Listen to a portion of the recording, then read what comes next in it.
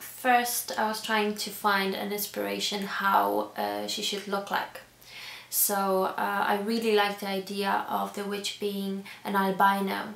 So I met up with Colin and I told him that I'm thinking about transforming my look, and he said that it's exactly what he envisioned as well.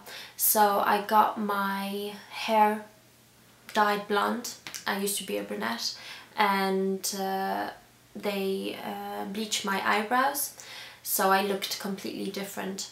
So that was one stage of getting ready for the part, and then I just wanted her to be endearing and kind of freaky. I didn't want her to be a cliche witch bad character that I've seen in many other fantasy films. I wanted her to be not such a big performance, more intense. So my inspirations I stole some ideas from other actors that I admire, and I watched, for example, Anthony Hopkins in Silence of the Lambs. I really liked his performance of being very still, not blinking too much and just being very intense.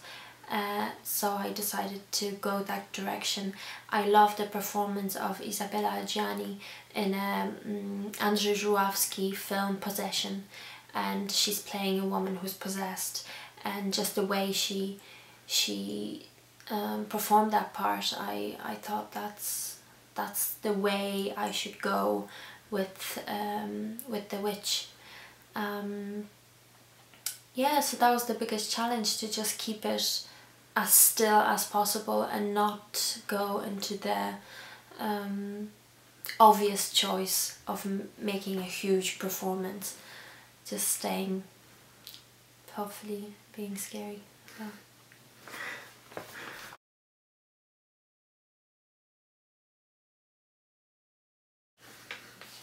Working on the set was very challenging because it was long hours, although I don't mind that at all, but my costume, it takes 2.5 hours to get into the full costume, and it takes an hour to get out of it.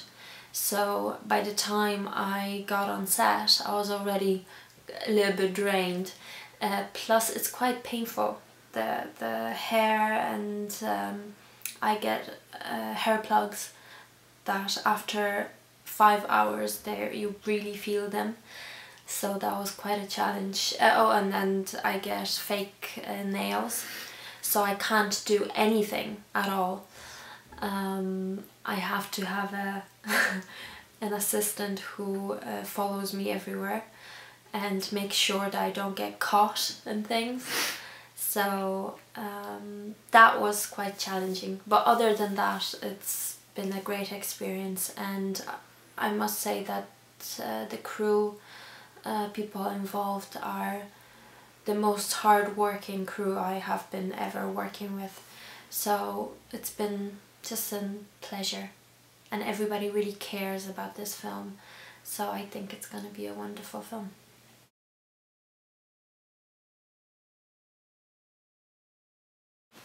I really liked it. I'm a big fan, big fan of fantasy films, especially the 80s fantasy films like The Legend or Neverending Story, Dark Crystal, The Labyrinth.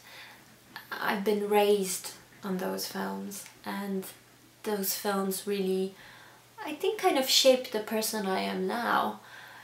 I still believe in fairy tales and all that, so to be in an actual fairy tale film and to be the villain, it's just a dream come true.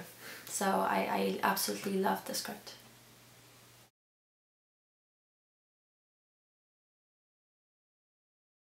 Yes, I love fantasy films, as I said. They're just wonderful. They always bring so much magic, and I think Colin, who is directing this film will really bring a lot of magic to the screen, and he will really make it original. So I'm really looking forward to seeing the film.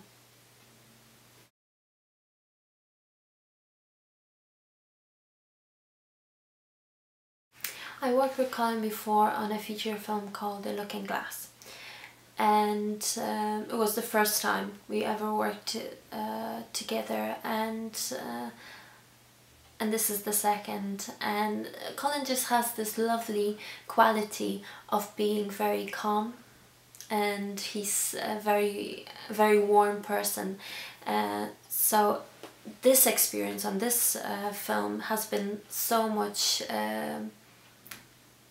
better, because we kind of friends, and we trust each other, and we kind of know each other. So if I feel that something is not working, I don't feel that I need to hold back, and I can actually talk to him, and we can have a discussion about it and create something together. And the difference between working on The Looking Glass and on this film is that on The Looking Glass we had quite a lot of rehearsals, but for The Shadows we had no rehearsals, but we talked a lot about the character of the witch, and how she should be, and how she should interact with other characters in the film. So I felt very prepared. Colin definitely makes you feel kind of like you can do whatever you want, but he keeps you safe, that he won't let you make a tofu out of yourself. So yeah, he's a great director to work with. I recommend it.